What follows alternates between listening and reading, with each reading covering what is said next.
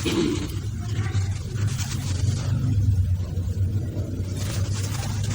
اللہ الرحمن الرحیم.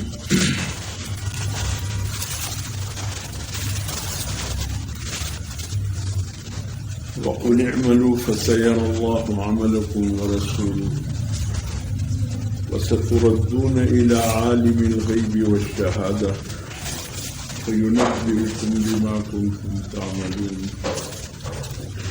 وقال النبي صلى الله عليه وسلم لا تزول قدم ابن آدم يوم القيامة حتى يسأل عن خمس: عن عمره فيما أفنى، وعن شبابه فيما أبلى، وعن ماله من أين اكتسبه وفيما أنفقه، وماذا عمل فيما علم. رواہ الترمذی. میرے محترم دوستو، اللہ رب العزت نے قرآن حکیم میں جا اپنے بندوں کو مخاطب کرتے ہوئے ارشاد فرمایا کہ اے میرے بندو، دنیا کی زندگی کہیں عبث نہ گزرے، دنیا کی زندگی کہیں تمہاری بے مقصد نہ گزرے، تمہاری دنیا کی زندگی کہیں لا یعنی چیزوں میں نہ گزرے. یہ ایک بہت بڑی امانت ہے تمہارے پاس اللہ. زندگی کا ایک ایک لمحہ، زندگی کے ایک ایک منٹ، زندگی کے ایک ایک سیکنڈ یہ اللہ کی امانت بھی ہے اور ایک بہت بڑی دولت بھی ہے ہمارے ساتھ. اللہ نے بغیر قیمت کے صاحب استطاعت کو بھی دی ہے. ایک غریب کے پاس بھی یہ دولت موجود ہے، ایک امیر کے پاس بھی یہ دولت موجود ہے. دیتے وقت اللہ نے کوئی تفریق نہیں کی، سب کو دی. کم و بیش اللہ نے اپنے علم کے مطابق سب کو یہ نعمت عطا کی ہے. کسی کے پاس 60 سال کی صورت میں، کسی کے پاس 50، کسی کے پاس 70. کم و بیش جو اللہ کے علم میں جتنے بندوں کے لیے اللہ کے علم کے مطابق بہتر ہوا، اللہ نے اتنی ہی زندگی عطا. اس لیے اپنے حبیب کو مخاطب کرتے ہوئے اللہ پاک نے فرمایا: میرے حبیب قل فرما دیجئے اپنی امت اور میرے بندوں سے اعملوا، عمل کیے، عمل کیے. فَسَيَرَى اللَّهُ عَمَلَكُمْ وَرَسُولُهُ. بہت جلد تمہارا عمل نامہ کھلنے والا ہے. بہت تمہارا عمل نامہ اللہ بھی دیکھے گا، اللہ کے رسول بھی دیکھے گا. والمؤمنون، اہل ایمان کے سامنے بھی تمہارا عمل نامہ کھلنے والا ہے. آج ہمارے عمل نامی کی حالت کیا ہے؟ ہر بندہ اپنے عمل سے واقف ہے، جانتا ہے کیسے عمل میں کر رہا ہوں اور کس قسم کے عمل میں نے اپنے عمل نامے میں جمع کیا. آج اس وقت کوئی ہم سے یہ کہے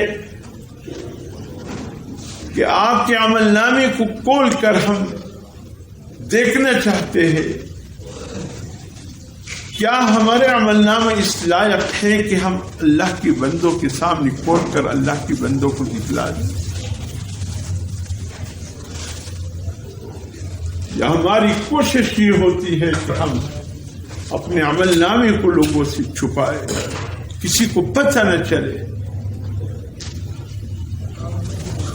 اللہ نہ کرے حال یہ ہے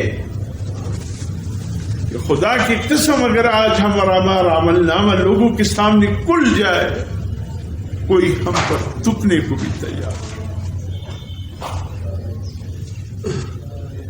کہ یہ عمل ہے ہمارا، یہ سوچ ہے ہماری، یہ جذبات دل ہیں ہمارے، یہ خیالات دماغ ہیں ہمارے، یہ خواہشات نفسانی ہیں ہمارے، ان چیزوں سے ہم بھرے ہوئے ہیں۔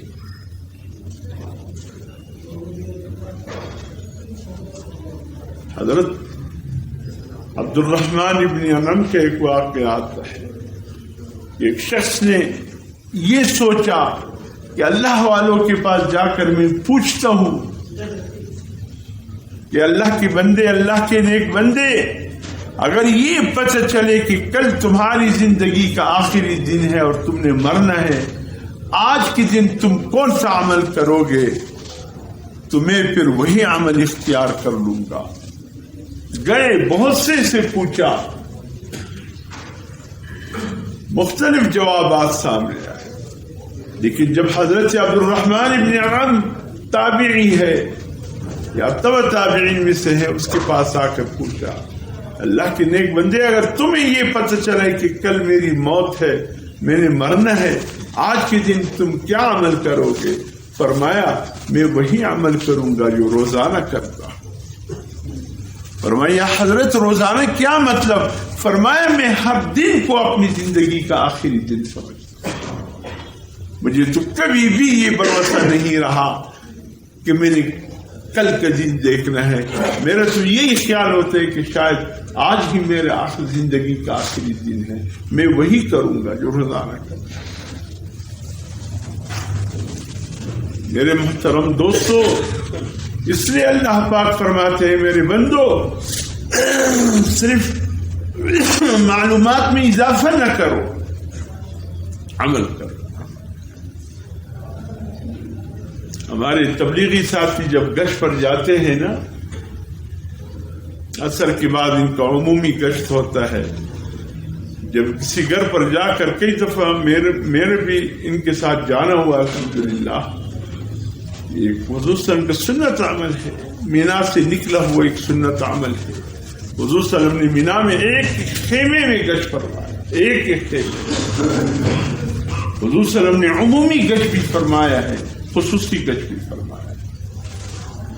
عمومی گشت ایک خیمے میں گئے، یا ایھا الناس قولوا لا الہ الا اللہ تفلحون، اے لوگوں پڑھو لا الہ الا اللہ تاکہ تم کامیاب ہو، ایک خیمے۔ اور عمومی گشت اس طرح کہ رات کو کسی کی دروازے پر چلے جاتے اور پھر رات کو کسی کی دروازے پر چلے جاتے، ایک گھر کی طرف ہر رات خصوصاً تشریف لے جاتے، شاید دل میں اب آیا ہو اور اسلام قبول کر لے۔ تو گشتوں میں جانا ہوتا ہے۔ ہمارے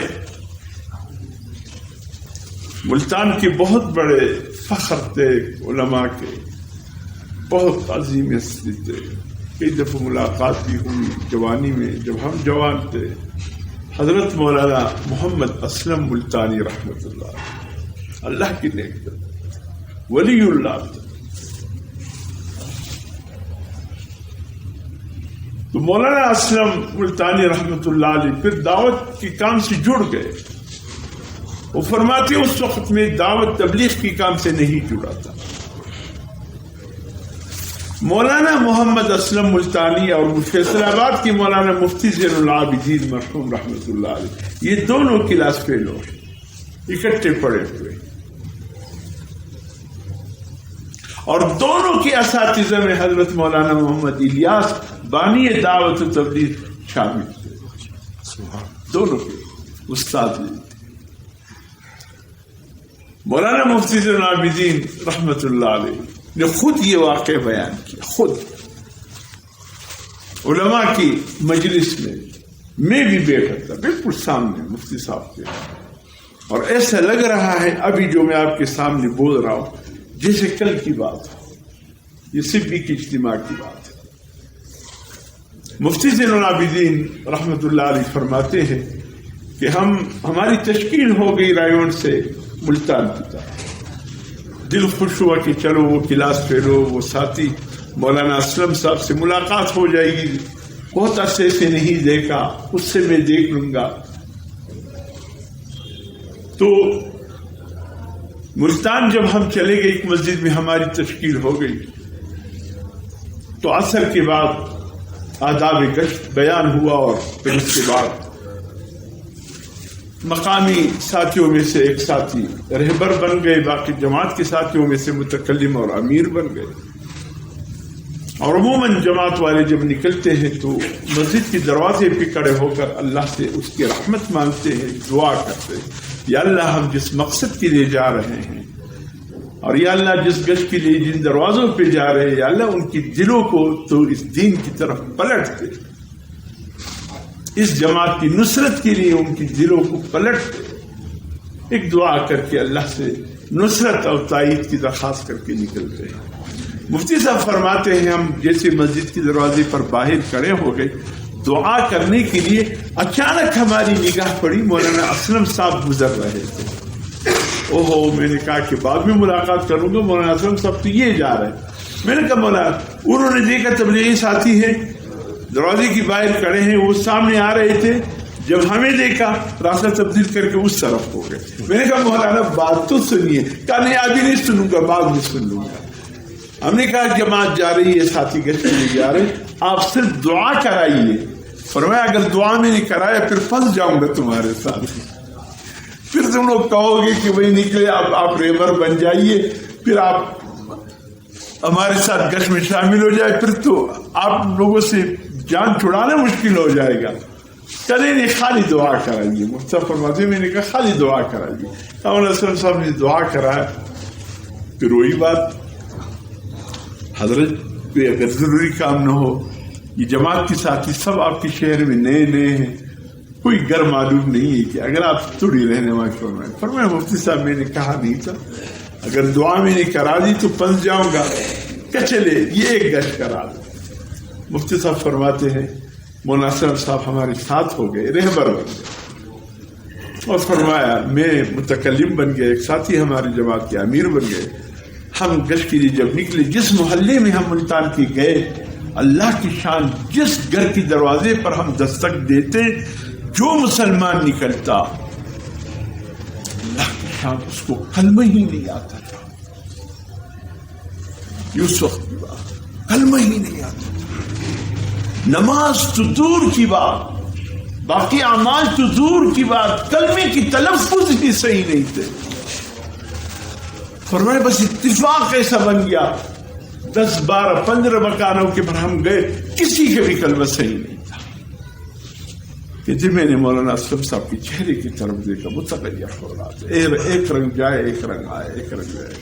جب گشت ختم ہوا واپس آنے لگے تو میں نے مولانا اسلم صاحب سے کہا حضرت بس پھر باقی گپ شپ بعد میں ہوگی، آپ جس کام کے لیے جا رہے تھے تشریف لے جائے۔ فرمایا نہیں، بس آخر تک آپ کے ساتھ رہوں۔ میں نے کہا حضرت کیوں طبیعت خراب ہو گئی؟ ابھی تو بڑے ہنس مکھ سے بات کر رہے تھے، اب چہروں کا رنگ متغیر ہو گیا، کیا ہوا؟ کہتے انہوں نے کہا مسجد پہنچ جائے پھر آپ سے بات کرتا ہوں۔ کسی مسجد پہنچ گئے، ہم اکیلے ہو گئے۔ میں نے مولانا اسلم صاحب سے کہا حضرت کیا ہوا، کیوں آپ کے چہرے کا رنگ متغیر ہوا؟ فرمانے لگے مفتی صاحب ہم لوگوں کو فلسفہ نماز سکھا رہے کہ نماز کی فلسفہ کیا ہے، حج کی فلسفہ کیا ہے، جہاد کا فلسفہ کیا ہے، اور روزے کا فلسفہ کیا ہے۔ فلسفے پر ہم بات کرتے ہیں، حال یہ ہے کہ یہاں لوگوں کی کلمے کی تلفظ صحیح نہیں ہے۔ کیا کل قیامت کی دن اللہ ہم سے نہیں پوچھے گا؟ بس مفتی صاحب آج کے بعد میں اپنی زندگی دعوت کی کام کے لیے وقف میں نہیں کرتی، موت تک پھر دعوت کے کام سے واپس کر رہے۔ تو کبھی کبھی گچ پر جب جانا ہوتے تو مختلف لوگ مجھتے، ایسا کئی دفعہ ہم بھی ساتھ ساتھیوں کی نکلی گشت کیا اسی محلے میں، یا جب ہم بھی سے روزہ اور عاشورہ میں نکلتے تھے تو مختلف محلوں میں کراچی دوران تعلیم جو ہمیں 3 چھٹیاں امتحان کے بعد ملتی تھی، وہ ہم تبلیغ میں سے روزہ لگا لیتے تھے۔ نیو کراچی اور پتہ نہیں شفیق کالونی اور کہاں کہاں ہم نے یہ سورج کراچی کے ایک ایک محلے میں لگائی. کئی دفعہ ایسا ہوا کہ محلے میں گئے, نماز پڑھی ہے, عصر کی نماز ہو گئی ہے, آپ نے نماز پڑھی ہے؟ نہیں جی نماز تو نہیں پڑھی ہے. چلیے ہمارے ایک ساتھی مسجد میں جا رہے ہیں, آپ کو ساتھ لے جائیں گے, آپ نماز بھی پڑھ لیجئے, ایک ساتھی بات کر رہے وہ بھی سن لیجئے. کہتے میں بعد میں پڑھ لوں گا. آپ کو پتہ ہے نماز فرض ہے؟ ہاں مجھے پتہ ہے, میں جانتا ہوں نماز فرض ہے. جاننے کی حد تک ہم یہ جانتے ہیں کہ نماز فرض ہے. پڑھنے والے کتنے جانتے ہیں قرآن کی تلاوت میں عظمت ہے, سعادت ہے, اللہ کی طرف سے اکرام احترام ملتا ہے. پڑھنے والے کتنے ہیں؟ اللہ یہ فرماتے ہیں میرے بندو صرف علم میں اضافہ نہ کرو, عمل کیے اعمل. حضرت شیخ عبد القادر جیلانی رحمۃ اللہ علیہ, تاج الاولیاء, فخر الاولیاء,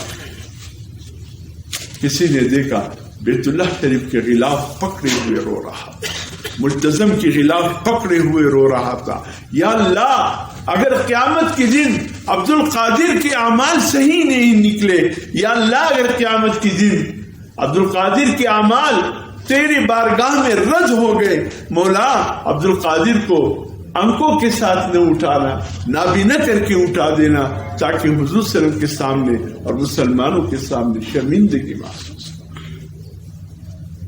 اللہ کی اتنی عظیم ہستی حال یہ, پھر بھی اپنے اعمال پہ بھروسہ نہیں ہے. پتہ نہیں درگاہ خداوندی میں قبول ہو یا نہ ہو. یہ ڈر بھی ہو. اسی لیے فرمایا جب بھی کوئی عمل کرو نیک, نماز پڑھ لی, حضور صلی اللہ علیہ وسلم کا طریقہ کیا تھا؟ السلام علیکم ورحمۃ اللہ, السلام علیکم ورحمۃ اللہ. اس کے بعد حضور صلی اللہ علیہ وسلم فرماتے اللہ اکبر ایک دفعہ, پھر فرماتے استغفر اللہ استغفر اللہ استغفر اللہ. کیا کوئی غلط کام کیا؟ نہیں. یا اللہ تیرے شان کے مطابق جو نماز ہونی چاہیے تھی وہ مجھ سے ادا نہ ہو. یا اللہ اس میں اونچ نیچ ہو گئی, خیالات ایسے آ گئے جو نہیں آنے چاہیے تھے. یا اللہ میں تیرے سامنے کھڑا تھا اور سوچے کہیں اور تھے, اس جرم عظیم کو معاف فرما. فرمایا جو نماز کے بعد 3 دفعہ یہ کہے استغفر اللہ استغفر اللہ استغفر اللہ, اللہ یقیناً اس نماز کو قبول فرما. فرمایا کانا کھا لیا, الحمدللہ کہہ دیا. دسترخوان جب اٹھانے لگے گھر کے افراد, آپ اس وقت کہے استغفر اللہ استغفر اللہ استغفر اللہ. یعنی جب رزق آ رہا تھا تو طلب خوب تھی, اب جب کھانا کھا چکے پیٹ بھر گیا, اب دل چاہتے کوئی جلدی سے روٹی اٹھائے اور دسترخوان اٹھائے. یہ کوئی بے قدری سی رزق ایک دل میں آ جاتی ہے کہ بھئی اس وقت اتنا طلب, اب کہتے کہ جلدی سے کوئی دسترخوان اٹھا دے, یہ بے قدری رزق کی ہو رہی ہے. اس پر استغفر اللہ. حضور صلی اللہ علیہ وسلم فرماتے ہیں جس نے کھانے کے بعد 3 دفعہ استغفر اللہ کہا, اللہ زندگی بھر اس کی رزق میں کمی نہیں لائی. ہر نیک اللہ کے سامنے اپنے عجز رکھی, یا اللہ یہ نیک عمل تیرے شان کے مطابق جو کرنا چاہیے تھا مجھ سے نہ ہو سکا, مجھے معاف فرما. پھر دیکھے اللہ کیا ہے. اس لیے فرمایا عمل کیے جاؤ, عمل کیے جاؤ, عمل کیے. حضرت مولانا ڈاکٹر عبدالحی صفا عرفی رحمۃ اللہ علیہ, ہماری مفتی اعظم پاکستان موجودہ حضرت مولانا مفتی تقی عثمانی صاحب کی مرشد ہے. مفتی صاحب انہی سے بیعت کے, بہت بڑے کراچی کی جتنی بھی بزرگ علماء ہیں وہ سب کے سب حضرت مولانا ڈاکٹر عبدالحی عارفی رحمۃ اللہ علیہ ہی سے بیعت ہے. اور مولانا ڈاکٹر عبدالحی عارفی رحمۃ اللہ علیہ مولانا اشرف علی تھانوی رحمۃ اللہ علیہ کے بڑے خلفاء میں سے تھے. اللہ کی شان اس وقت میری عمر میری اولاد ثانیہ تھا, اور اس وقت تازہ چند ایک بال داڑھی کی آئی تھی. مجھے آج بھی یاد ہے جس کی بات ہو, اللہ نے ان سے شرف ملاقات مجھے بھی عطا کی. واقعی ولی اللہ تھے, نیک انسان تھے, بہت بڑے. ایک شخص حضرت کے پاس آئے, حضرت دل چاہتا ہے اس نماز کو چھوڑ دو. فرمائے کیوں؟ کہ تاکہ یہ ہماری نمازیں کڑے اللہ کے سامنے ہوتے ہیں اور خیالات کہیں اور ہوتے ہیں. وسوسوں میں ڈوبا ہوا نماز ہے. حتیٰ کہ اللہ عافیت فرمائے اتنا بدبخت ہے شیطان، اتنا فحش قسم کے خیالات نماز میں ڈالتے ہیں کہ انتہا ہو جاتی. انسان کہتے کہ مر جاؤں، جل جاؤں، ڈوب جاؤں، لیکن یہ خیالات نہ آئے، ایسے خیالات.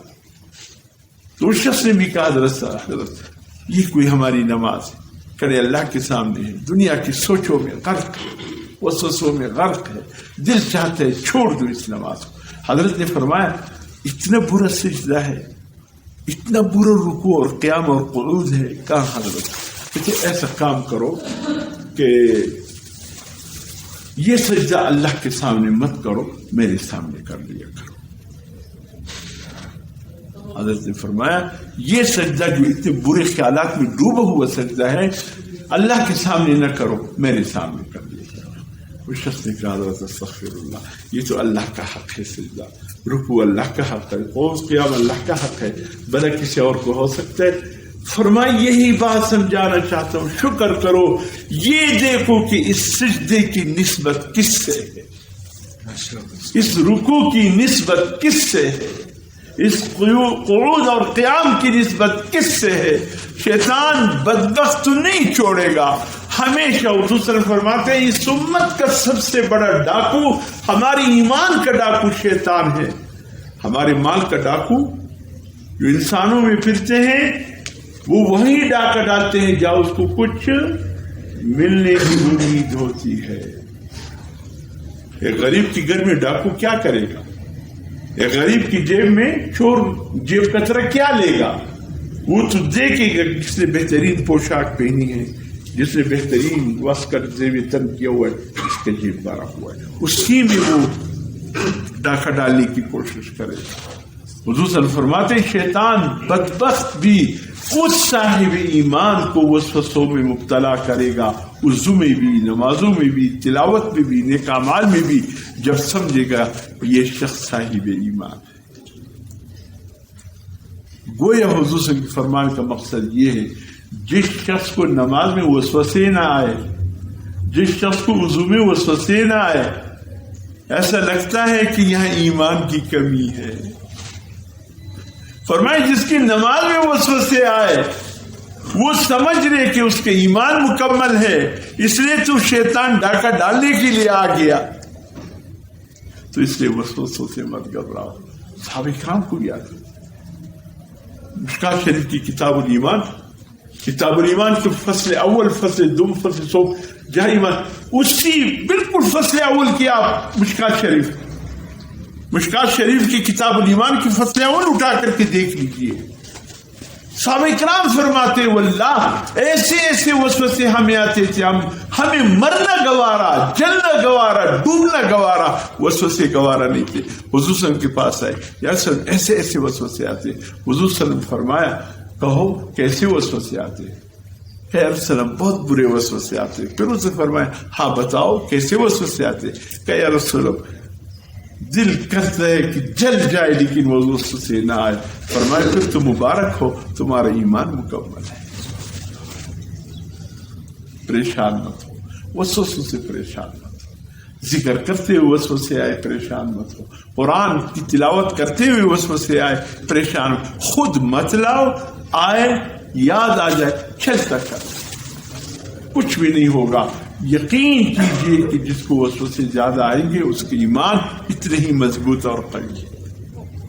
تو اس لیے میرے محترم دوستو اللہ یہی فرماتے ان دنیا کی ان چیزوں کی پرواہ مت کرو، عمل کیے جاؤ، بہت جلد تمہارا عمل نامہ. حضور صلی اللہ علیہ وسلم فرماتے جو مر جائے اس کا عمل نامہ اس کے گردن میں لٹکا کر قبر میں اس کی تدفین کر دی جاتی ہے. قیامت کے دن جب یہ قبر سے اٹھتا ہے، سورت اسرا بنی اسرائیل دوسرا رکوع، اللہ فرمائیں گے ہاں میرے بندے عمل نامہ لے کر آئے، وہ تو گردن میں لٹکا ہوا ہے. اللہ یوں اٹھا کر فرمائیں گے ہاں بندے، یوں دے دیں گے ہاتھ میں، اقرا کتابک کفا بنفسک الیوم علیک حسیبا. پڑھیے اپنا عمل نامہ. آج ہم تجھ پہ کسی اور کو قاضی جج نہیں بناتے، تم خود اپنے اعمال پر قاضی جج ہو. دیکھ کر بتاؤ تم جنت میں جانے کے مستحق ہو یا جہنم میں. اس لیے حضور صلی اللہ علیہ وسلم فرماتے حاسبوا قبل ان تحاسبوا. روزانہ اپنا محاسبہ کر کے سویا کرو، اپنے اعمال کا جائزہ لے کر سویا کرو. اس سے قبل کہ اللہ تمہارے اعمال کا جائزہ لے، تم اپنے اعمال کا جائزہ لو کہ اعمال کا حال کیا ہے. اگر کوئی اللہ کا فرض چھوٹ گیا ہے فوراً ادا کرنے کی کوشش کرو، ارادہ کرو. کسی کا کوئی حق ذمہ ہے فوراً ارادہ کرو یا اللہ میں اس کو ادا کروں گا. کوئی گناہ ہوا ہے سونے سے پہلے توبہ کر لو، یا اللہ اندر گناہ کے قریب نہیں جاؤں گا. جب اتنا پاک صاف عمل نامہ لے کر جب قیامت کے دن جاؤ گے تو آپ بتائیے کامیابی ملے گی کہ نہیں ملے گی. تو روزانہ ہم اپنے عمل نامے کا جائزہ لیں. سونے سے پہلے اپنے روز مرہ کے حالات کو دیکھیں، کیسے دن گزرا. اللہ کو کوئی فرض تو چھوٹ نہیں گیا، بندے کا کوئی قرض میرے ذمہ رہ تو نہیں گیا، کوئی کمی بیشی تو نہیں ہوئی، کوئی گناہ کا عمل تو نہیں ہوا. جب ہم روزانہ جائزہ لیں گے تو انشاءاللہ کل جب عمل نامہ ہاتھ میں آئے گا ہم سرخرو ہوں گے. اللہ عمل کی توفیق عطا فرمائے. تمام حضرات میرے ساتھ میں سب سے ضرور شریک ہو.